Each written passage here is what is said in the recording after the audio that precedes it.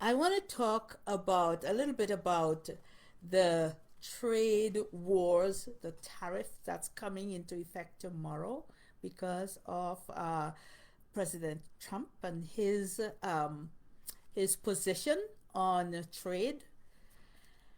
And a couple ways I will be discussing this with you is to identify the problem and to learn about the impact of the tariffs on trade and how it will affect the economy, and to discuss the role of the government in regulating trade and in the importance of voting in the next provincial election, which Doug Ford has called, and to see if we can understand why President Donald Trump has imposed tariffs on Canada.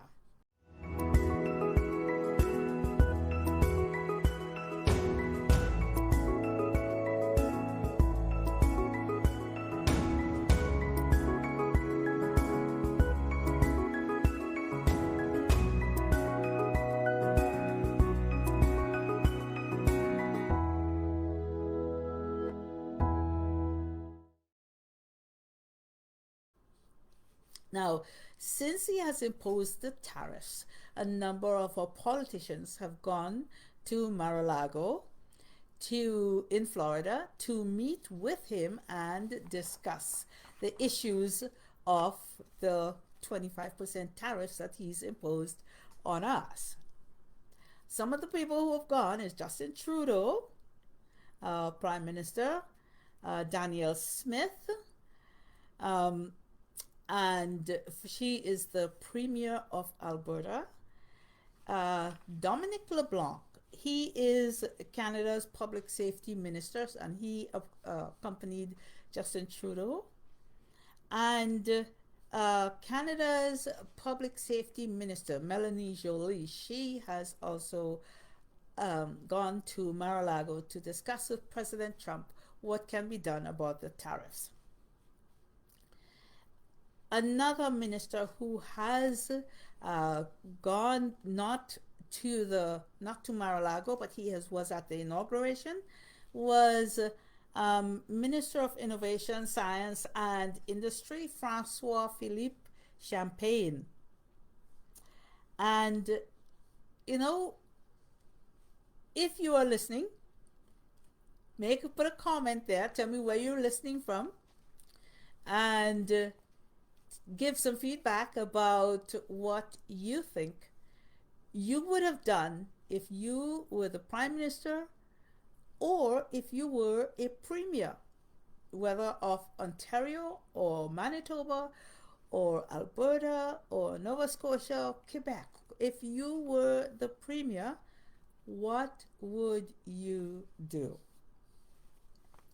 Now, in my research, I found the rationale for the tariffs that President Trump gave was largely, at first, because he claimed that Canada is allowing illegal immigrants and fentanyl to cross the northern border into the U.S.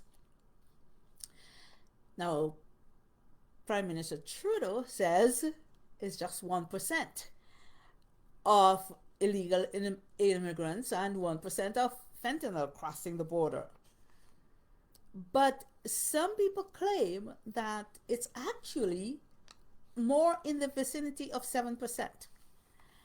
And Danielle Smith, Premier of Alberta, she said that it is a big issue in Alberta and in BC.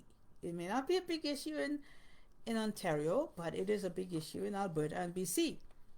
Now, just recently, about 2 weeks ago, there was a report about the police in Toronto making a huge bust of fentanyl, and they said it was roughly about $80 million worth of fentanyl that they busted in Toronto. So whether that is 1% of the fentanyl crossing the border or 7%, it's still a lot. So if the United States, if they have proof that some of the fentanyl that's killing their people come from Canada, because the people in Canada are working with the Mexicans in producing and distributing the fentanyl, then that's a problem. You will admit that that's a problem. Now, the other rationale President Trump has used for imposing the tariffs is that he claims, and he's claiming on the world stage, even at the WEF, that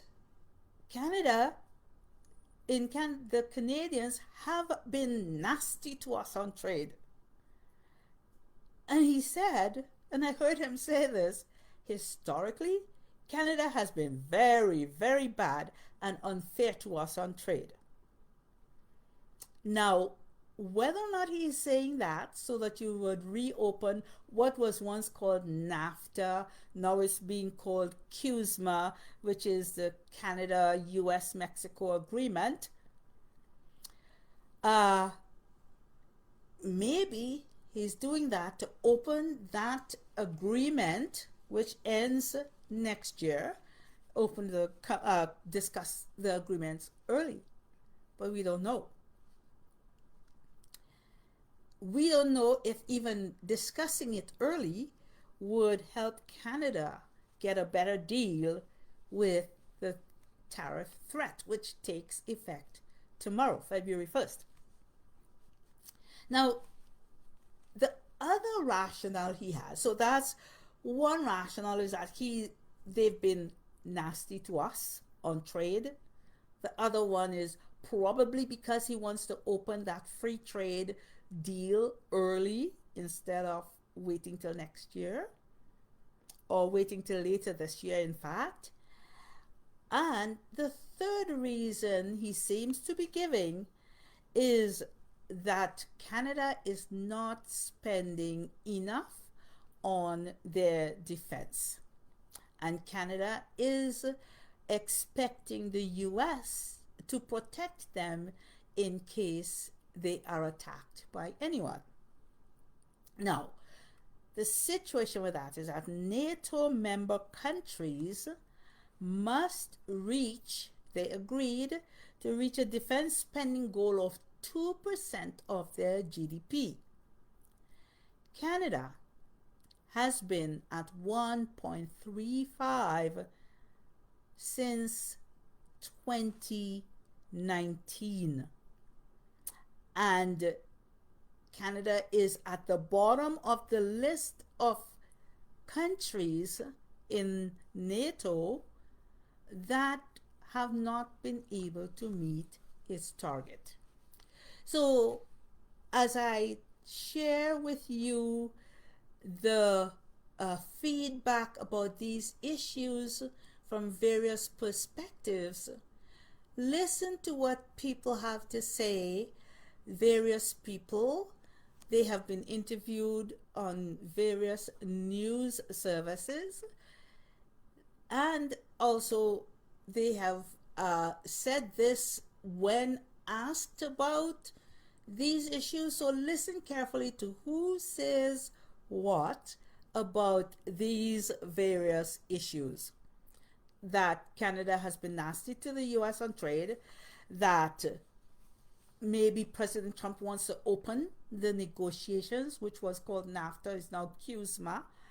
And maybe he's annoyed because Canada has failed to meet its obligation with respect to defense spending.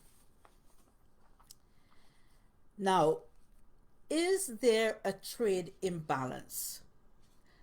Is Canada being nasty to the US on trade? Well, according to Brian Lilly, the US, and he is with the Sun newspaper, he said that the US has seen us as protectionists ourselves. he says, and this is what he says: Americans have long standing issues with us. Softwood lumber, supply management on dairy, cultural industries, online streaming act, digital sales tax, the online news act. He says all of those things unfairly targets American companies. And we know that because Americans annually publish irritants on trade from all countries all over the world. Canada is on the list for those reasons. Now, when we had Prime Minister Harper before 2015, when Trudeau came in 2015, when we had Prime Minister Harper, he had negotiated a very good deal for Canada on softwood lumber. At that time, it was called the Reciprocity Treaty. And like I said, it's been called the Reciprocity Treaty, it's been called NAFTA, and now it's referred to as CUSMA. But those agreements are not new things. The Reciprocity Treaty has been around since 1835. What's the real story about tariffs? Now, many people, more intelligent than I am, wiser than I am, and that includes Brian Lilly and Daniel Smith, this is what they had to say based on their research. They are of the opinion that President Trump, is emulating someone from history, someone by the name of McKinley. Now, President William McKinley was a president in 1891.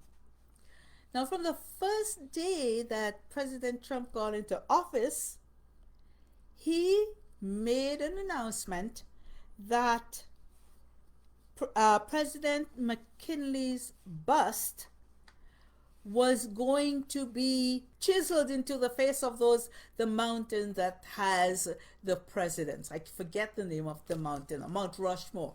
He wanted McKinley's bust, carved into the face of the rocks there on Mount Rushmore. He has also passed an executive order which renames America's tallest mountain peak, as Mount McKinley. Now, on the very first day in office. Now, why would he do that? Well, that's because in 1891, President William McKinley instituted tariffs that were protectionist measures for the U.S. Now, this is what Wikipedia had to say about President McKinley.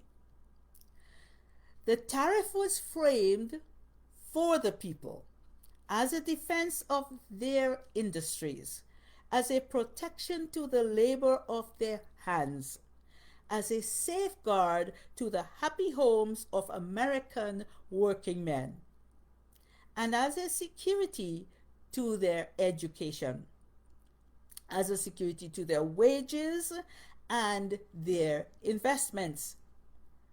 And he said it will bring to this country a prosperity unparalleled in our own history and unrivaled in the history of the world.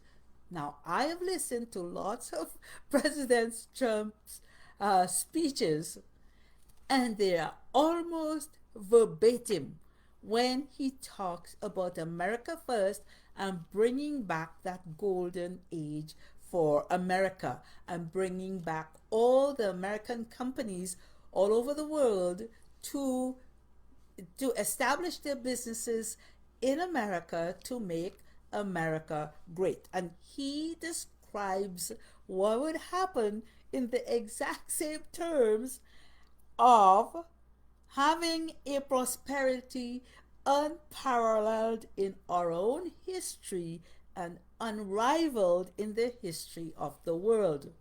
That was McKinley's words. President McKinley, he became president again in 1896. So he was the president in 1891. He became president again in 1896.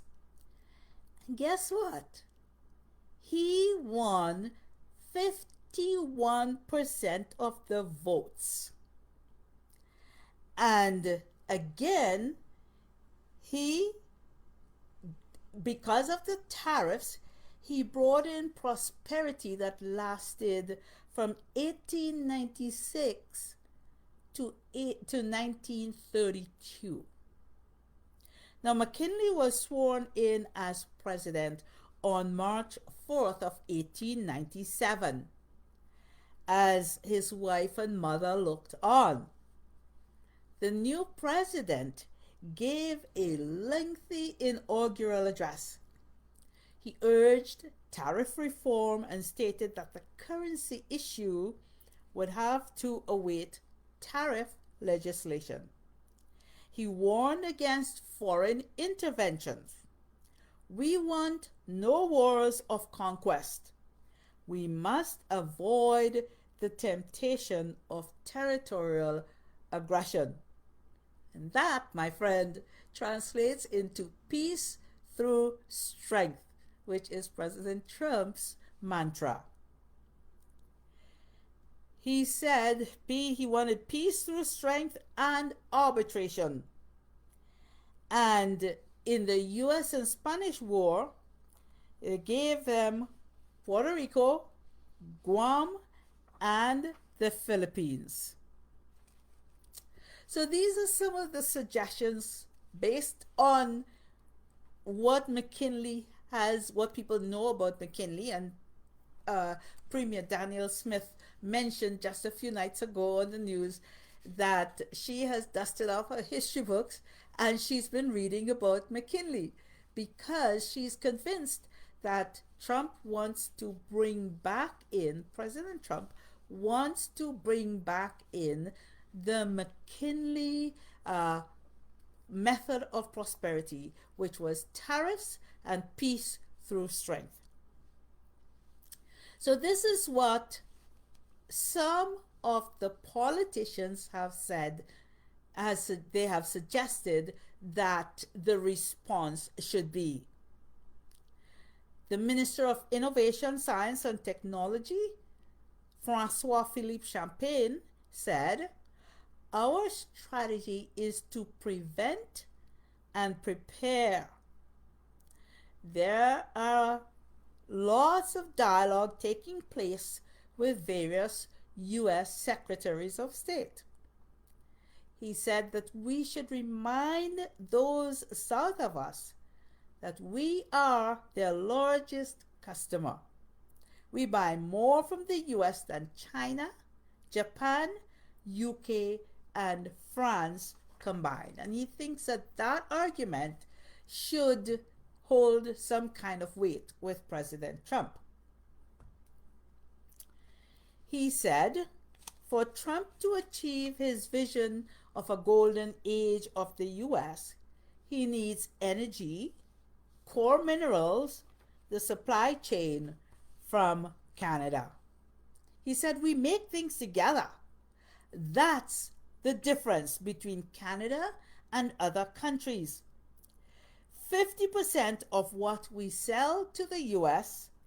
originally comes from the U.S. That's what Francois-Philippe Champagne said.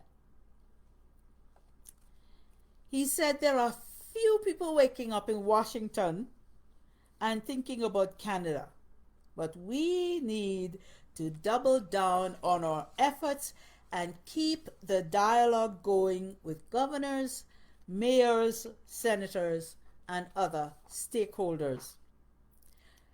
He said we can't react every time the press or someone in the administration down there makes a comment. He said he was there during the first Trump presidency. We need to be steady, serious, and confident. We need to stand up for Canada every step of the way. Now, Rosemary Barton of CTV, she interviewed the economic advisor to President Trump during his first term. And that economic advisor was Everett Eisenstadt. And he said Trump initially threatened tariffs as a negotiating tactic. He said President Trump wants to renegotiate the U.S. Mexico Canada agreement earlier. But he said that President Trump also talked about tariffs as a revenue generator and fixing trade deficits. So that's President Trump's perspective, which lines up very closely with President William McKinley's perspective.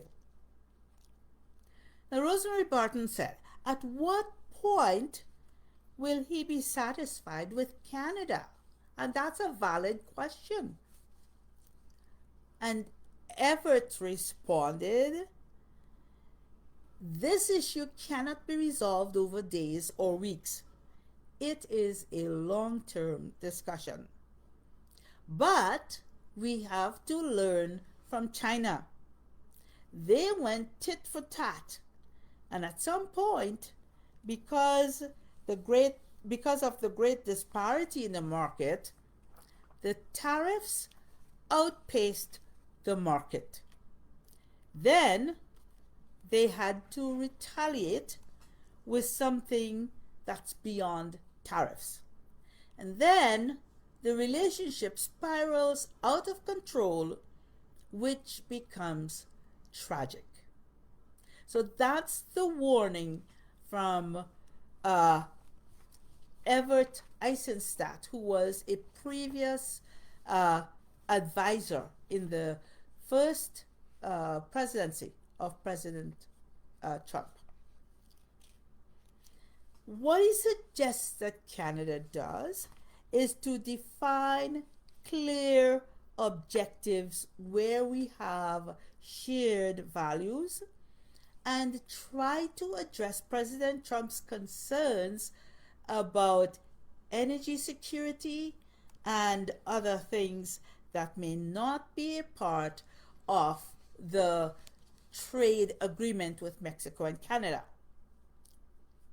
He said it could be ancillary or sectoral elements to bolster the relationship, leading to long-term stability and prosperity for both economies.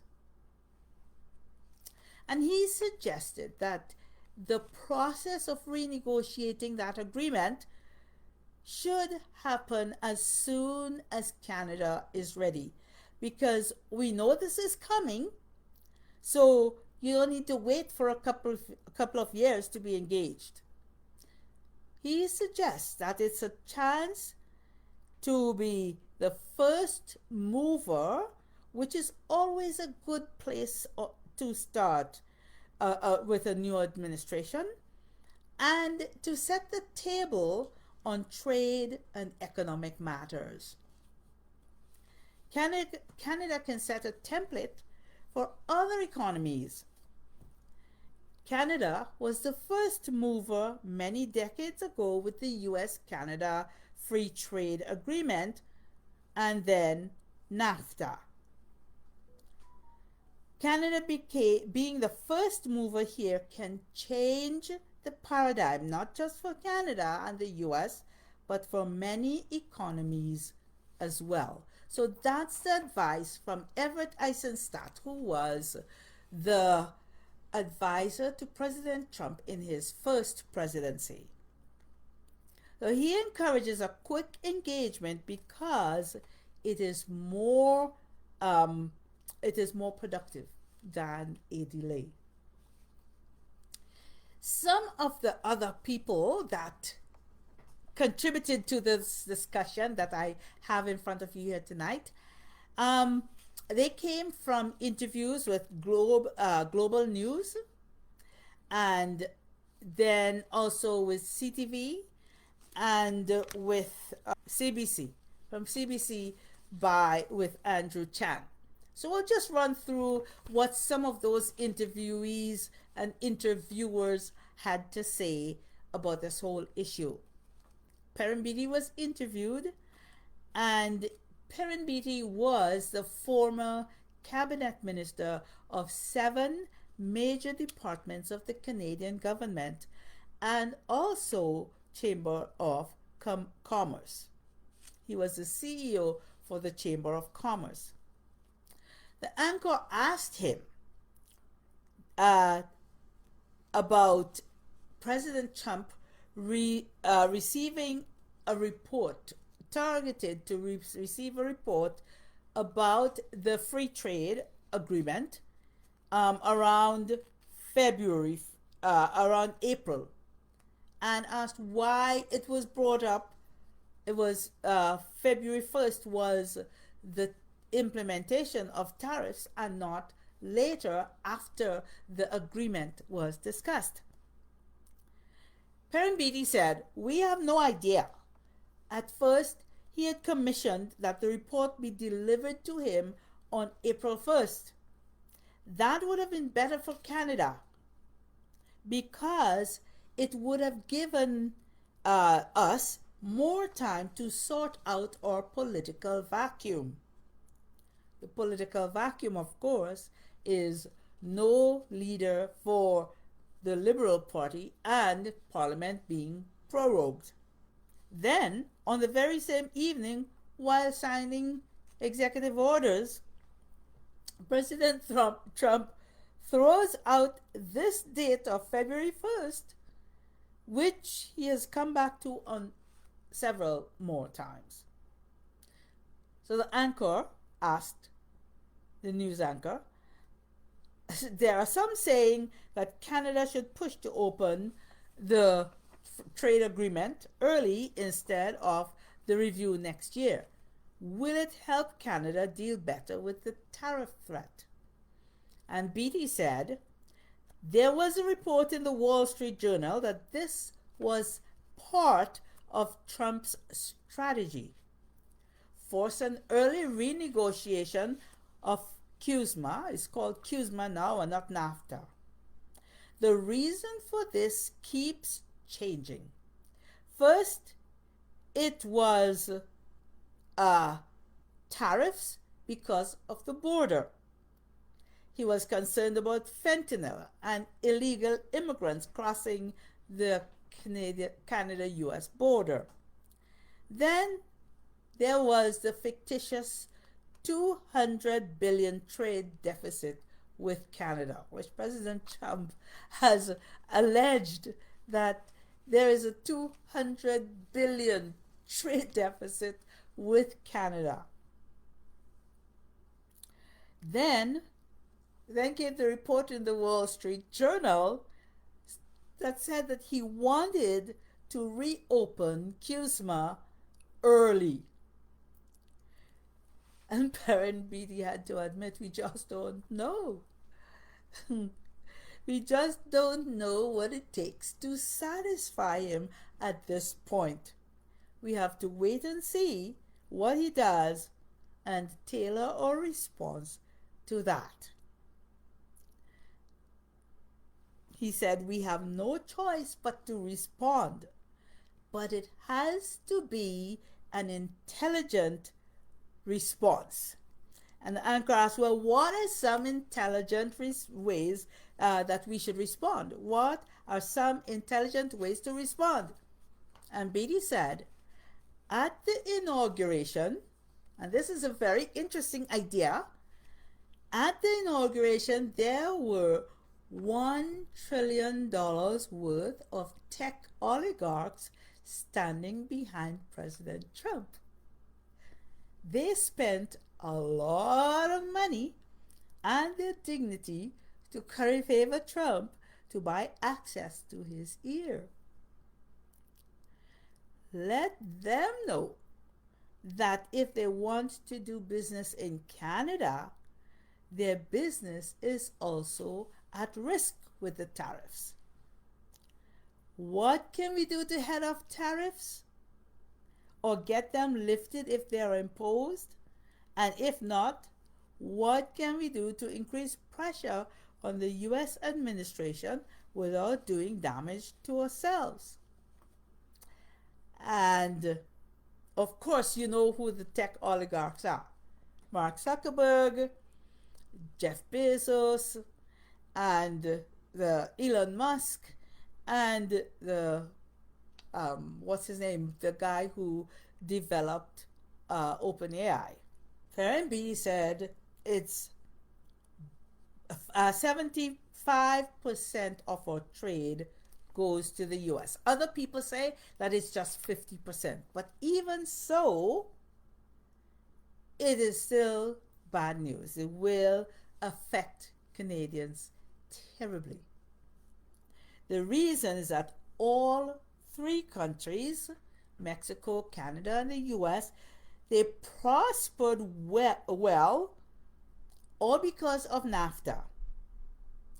The great effort was expended to put the agreement together, and Trump in his first term said it was the best trade agreement ever.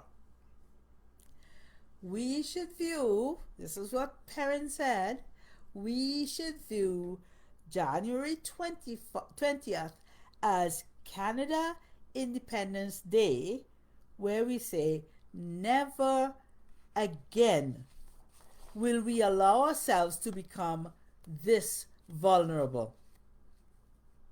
So here is what CBC's Andrew Chang had to say. Andrew Chang said, is Trump right about Canada being a military free rider? Now that's an issue, remember, with the NATO countries not living up to their responsibilities. They took on the responsibility, they agreed to 2% of their GDP being allocated to defense. And Andrew Chang, in the CBC, when he did his monologue, he claimed that it is one of the main issues with President Trump, accusing Canada of being a military free rider. Now, this is how he explains it. About a decade ago, at a meeting in Wales, NATO countries agreed to spend at least 2% of GDP on their military by 2024. The idea was that no one country, namely the US, will be stuck carrying the military weight of that alliance. Canada is part of NATO and signed that agreement. It doesn't reach that goal. It didn't reach that goal in the years that followed. Now, this is about 10 years ago. And Justin Trudeau has not really tried to reach that target. In 2024, NATO estimated that Canada spent just under 1.4% of its GDP on defense. So, and that was close to $20 billion short. Excuse me. Senior members of Congress in both houses complain that Canada is underspending on national defense, not living up to its commitments, and basically taking advantage of the American security umbrella without contributing sufficiently to collective Western defense. So you see what's happening there. That's the reason why Canada has been accused of freeloading on American military and defense. And Trump says, I love the Canadian people. They're great. But we are spending hundreds of billions to protect it. Our military is at their disposal. But this isn't new. Military spending was an irritant to Trump during his first term too. So we see that it's not just the illegals, it's not just fentanyl, it is lack of provision for to defend your own country and not depending on other people to come to your rescue. So military spending was an irritant to Trump during his first term. He said that quite clearly to the Europeans.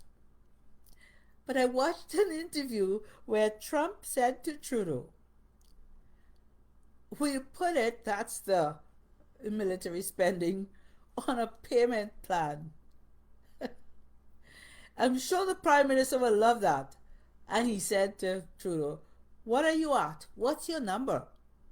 And Trudeau says to him, we have 70% increase over the past years. No specifics, just 70% over the past years. And Trump says to Trudeau, where are you now in terms of your number? Now, this was 2019, huh? Trudeau says to Trump, we're at 1.35. And that was in 2019. And it has barely moved since 2019.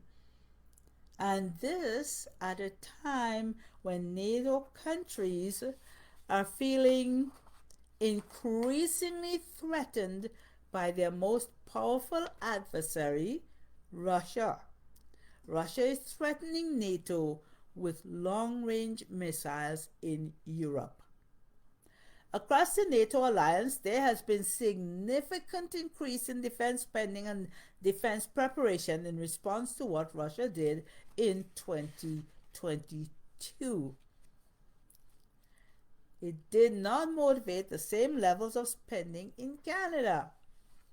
Canada wasn't always an outlier because in 2021, before the war in Ukraine, only 6 out of 31 countries met their spending goal of 2% of GDP on defense. Canada had lots of company because it was the majority didn't meet that commitment. Last year, a national defense report showed that the Canadian Armed Forces readiness is growing worse. Almost half of their military equipment was unavailable and unserviceable. We underinvested for too long, and we don't have the numbers to back up our commitment in terms of the spending, and we don't have the results of what that spending would give us in terms of more aircrafts. More in terms of more aircrafts, more vehicles, more ships to contribute operationally in the way the Americans would care about. The pressure to fulfill its NATO commitments started ramping up last year, July, when NATO members met in Washington.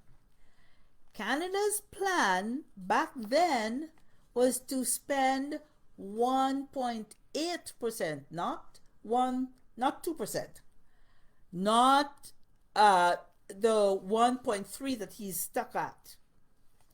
He planned to spend 1.8% of GDP on defense by 2030. Americans did not like that plan. And Mike Johnson, the Speaker of the House, actually said with a sneer and disdain in his voice, shamefully, Canada announced in the last few days that they won't be doing their 2%. Why? Talk about riding America's coattails. Well, Elbridge Colby, Canadian Global Affairs Institute, asked, what kind of signal is Canada sending as part of the G7 when it essentially mocks the bare minimum of what's required? Well, going into that summit, we were the only ally that was falling short of our spending and didn't even yet have a plan of how to get there. Even the former NATO Secretary General Jens Stoltenberg was critical of Canada. He said Canada will not put in place a plan to get at 2% within a few years, but all the other allies have a plan to be at 2%. Senator James Risch said, I do not speak for the President-elect of the United States, where that was before he was inaugurated. He said, but if he were in this room, you would get a very large guffaw from him. It's got to be better than 2032. So Canada is being disparaged and ridiculed. Prime Minister Trudeau for not meeting his needs, his commitment of a 2% GDP for defense spending, and did not have a plan in 2024 when he went to the G7, and then he pulled the plan out of his head, suddenly had a plan, and this is what the important people in the US who are advisors to President Trump, this is what they are saying. Canada would make, Senator James Risch said, I do not speak for the President-elect of the United States, but if he were in the room, you would get a very large guffaw from him. It's got to be better than 2032. Prime Minister Trudeau squandered the resources and there is no money to improve our national defense. The senator continued, Canada was saying it would make its target 8 years late and did not lay out any concrete details of how they were going to get there. So no plan. You fail to plan, you plan to fail. Daniel Smith had this to say, I have repeatedly asked the federal government at our premiers meetings to take that 2% seriously, and we have to if we are going to avoid future trade actions. Daniel Smith also suggested that we ought to show clear, unequivocal action, and she suggests that we ought to appoint a border czar to work with the U.S. border czar to crack down on illegal migrants and fentanyl. She said we ought to do everything we can to avoid a tariff war. We have to show seriousness. If his senior trade person says, if President Trump's senior trade person says he is serious about the border, let us be serious about it. No talk of retaliation, which a lot of politicians, some more politicians have been saying that they would retaliate, especially Premier Doug Ford, he said,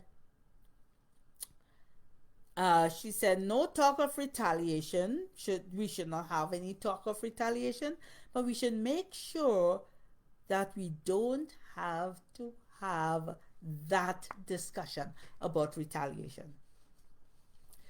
The Premier of Nova Scotia had this to say: we are concerned that if the federal government does not fulfill that obligation, it has direct ramifications on the provinces. And the Premier of Manitoba, Wab Kinew, said, we want good jobs in Manitoba. We want good jobs in Manitoba. A ton of those who come from trade with the U.S.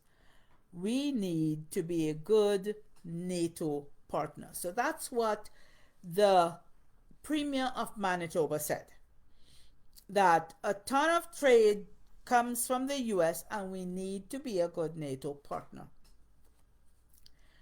Melanie Joly, Foreign Affairs Minister, met with Senator Marco Rubio, who is the Secretary of State in the U.S. now, and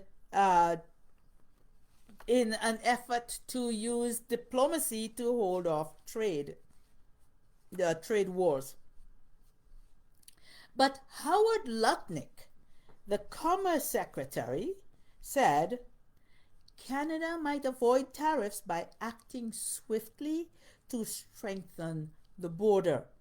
There may be a second round of tariffs in the spring, a separate tariff to stimulate action from Mexico and Canada. As far as he knows, they are acting swiftly, and if they don't, then there will be tariffs. So that's what advisors to President Trump are saying. Peter Morrow, he's a University of Toronto professor, said, even if we manage to stave off the tariffs now, the threat of it can still impact our economy. And that's because companies not having predictability in 6 months, they're less likely to hire new workers or invest in new projects. So I'm just going to read a couple of things that Brian Lilly also said, which I found very fascinating, especially in light of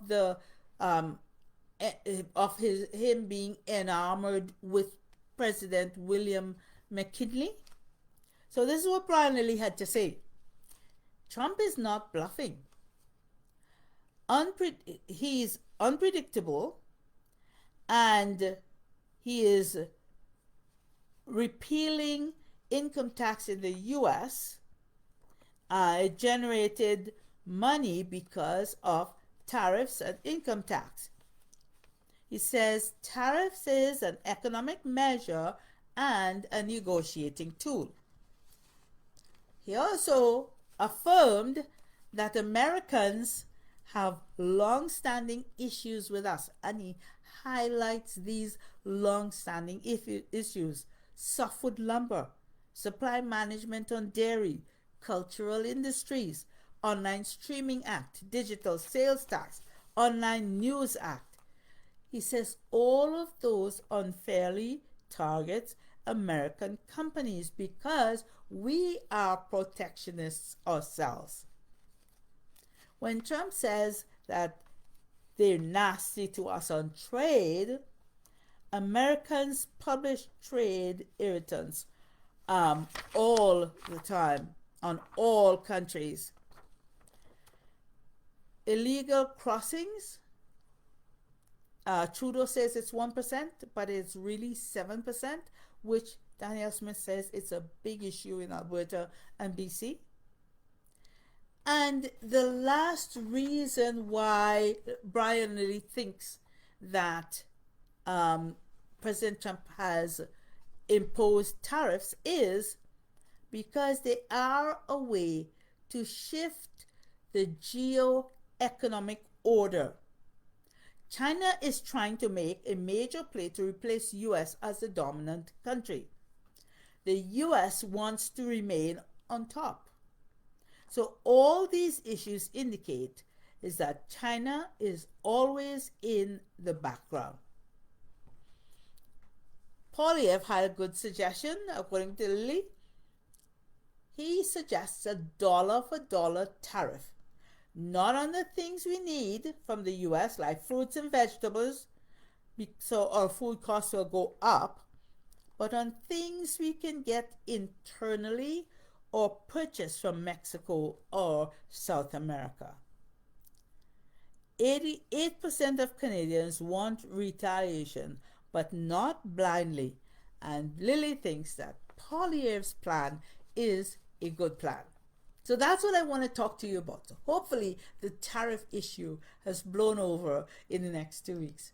So I will see you again. Go to our website and at www.christianrootscanada.org and read our articles. I just reposted an article about how long we have been having reciprocity treaties with the US since 1835, long before Confederation.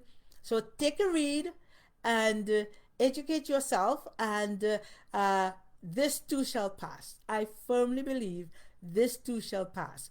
We've had the similar situation before, and we shall overcome.